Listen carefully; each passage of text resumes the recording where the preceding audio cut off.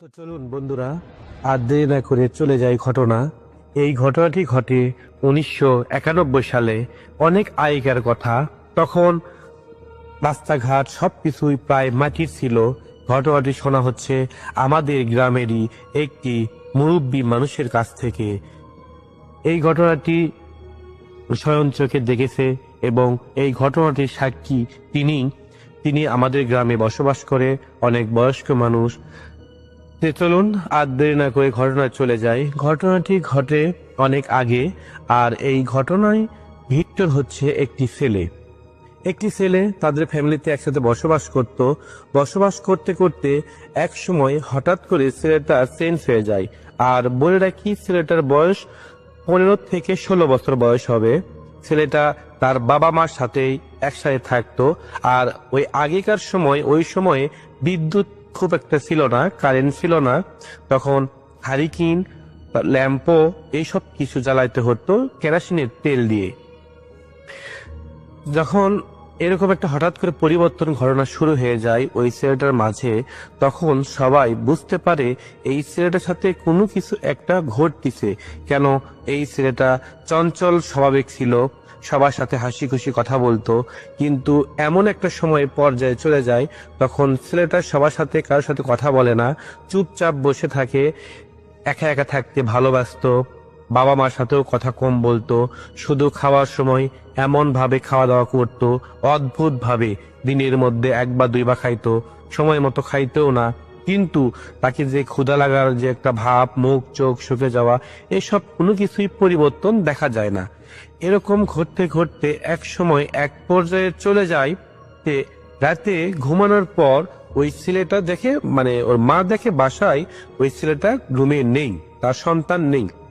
তখন সন্তানকে খোঁজার জন্য বাহিরে আসার পর দেখে রাস্তার এক পাশে বাহিরে ওই ছেলেটা বসে আছে। তখন তার বাবা মা, পাড়া প্রতিবেশী 2-1টা ভাই যাওয়ার পর যখন ওখান থেকে ওকে নিয়ে আসতে যায়, তখন বলে, চ বাসায় ফিরে যাব, এখানে কি করতেছিস? তখন ওই ছেলেটা কোনো জবাবে কথা না বলে চুপ করে বসে থাকে। তখন এক পর্যায়ে হাত ধরে টেনে নিয়ে আসা হয়, কিন্তু এই যে টানাটানি শুরু হয় তার মাঝে ওই একটা কথাও বলেনি। তখন আসার পরে অদ্ভুত একটা পরিবর্তন দেখার পর বাবা মা সব টেনশনে পড়ে যায়, কি করবে কিছু বুঝতে পারে না, কি হয়েছে। এরকম করে দীর্ঘ 2 দিন আবার চলে যায়। দীর্ঘ 2 দিনের মাথায় উনি ওখান থেকে চলে যায় হচ্ছে, মানে হঠাৎ করে রুম থেকে হারিয়ে যায়। ঘরের দরজা লেগে দেওয়া, মানে ভেতর থেকে লাগিয়ে দেওয়া, খিল লেগে দেওয়া, কিন্তু রুমের মধ্যে তার ছেলে নেই, মানে ওই ছেলে নেই। কোথায় খোঁজাখুঁজি শুরু হয়, খুঁজতে খুঁজতে এক ধরনের হয়রানি হয়ে যায়, খুঁজে পায় না। তখন ওখান থেকে মানে 1 দিন 2 দিন 3 দিন পার হয়ে যায়, ওই ছেলেকে খুঁজে পাওয়া যায় না। তখন এলাকায় একটা হুজুরকে ডেকে নিয়ে আসা হয়। নিয়ে আসার পর হুজুরকে বলা হয়, এরকম ঘটনা 3-4 দিন ধরে ঘটনাটি কেমন জানি ঘটতেছে, কিন্তু আজকে যে ঘটনা ঘটছে সেটা তো অবিশ্বাস্য। কেন, ঘরের ভেতর থেকে লেগে দেওয়া, কিন্তু ঘরের মধ্যে মানুষ নেই। ঘর দরজা ভেঙে ভেতর ঢুকে দেখে ঘর ফাঁকা।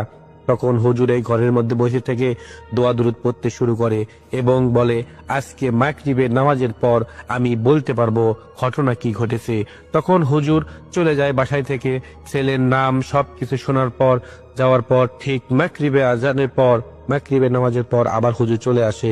আসার পর বলে, আপনার ছেলেকে পরী ধরেছে, পরী পছন্দ করেছে, এই পরী আপনার ছেলেকে নিয়ে গেছে। যদি ভাগ্য ভালো হয় তাহলে আবার ফিরে আসবে, আর যদি আপনার কপাল খারাপ হয় তাহলে হয়তোবা আর আপনার ছেলেকে দেখতে পাবেন না। এসব কিছু শোনার পর তার মা কান্নায় ভেঙে পড়ে, তার বাবা অস্থির হয়ে পড়ে, কি করবে কিছু বুঝতে পারে না। এরকম করে 1 দিন 2 দিন 3 দিন চলে যায়, কোনো খোঁজ খবর নেই তার ছেলের। তখন 6 দিনের মাথায় হঠাৎ করে দেখে একটা গাছের মাথার ওপর ওই তার ছেলে বসে আছে। গাছটা হচ্ছে বাঁশের গাছ, পাশের ঝড়, ওই বাঁশের কুঞ্চির ওপর একদম ওপরে ছেলেটা বসে আছে। তখন ওই ছেলেকে পাড়া প্রতিবেশী সবাই, মহল্লার মানুষ যে ওই ছেলেকে নিয়ে আসার পর দেখে ছেলেটার শরীর প্রচুর দুর্বল।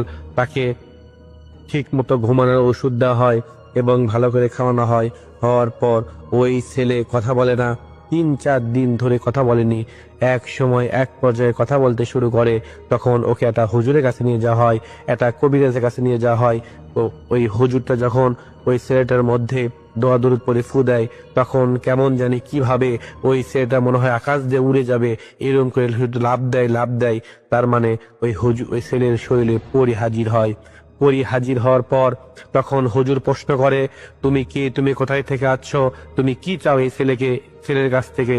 তখন পরি হুজুরের জবাবে বলে, ওই ছেলেকে আমি ভালোবেসে ফেলেছি, একে আমি বিয়ে করব, একে আমি আমার দেশে নিয়ে যাব। বলে 3-4 দিন ওই ছেলে নিখোঁজ ছিল, কোথায় ছিল সেটা বলো। তখন ওই পরি বলে, আমি একে নিয়ে গেছিলাম। তখন হুজুর বলে, তুমি যদি ওকে এতই ভালোবাসো, এতই বিয়ে করতে চাও, তাহলে 3-4 দিন ওই ছেলেকে তোমার রাজ্যে নিয়ে যাওয়ার পর ওই ছেলেটার শরীর দুর্বল হলো কেন, অসুস্থ হয়ে পড়লো কেন?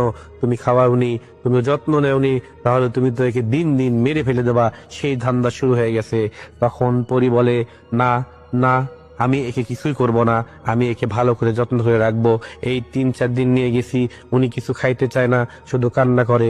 বাধ্য হয়ে যখন দেখতে পেলাম শরীর একদম দুর্বল হয়ে গেছে, তখন আমরা সবাই সিদ্ধান্ত নিয়ে এখানে রেখে গেছি।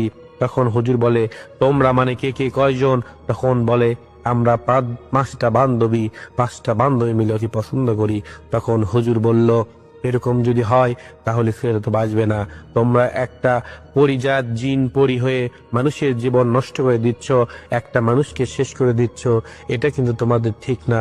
তোমরা তোমাদের অনুসারী হিসেবে তোমরা বিয়ে শাদী করো, আর আমরা মানুষের মধ্যে তুমি আসো না, এটা কিন্তু ভালো হবে না।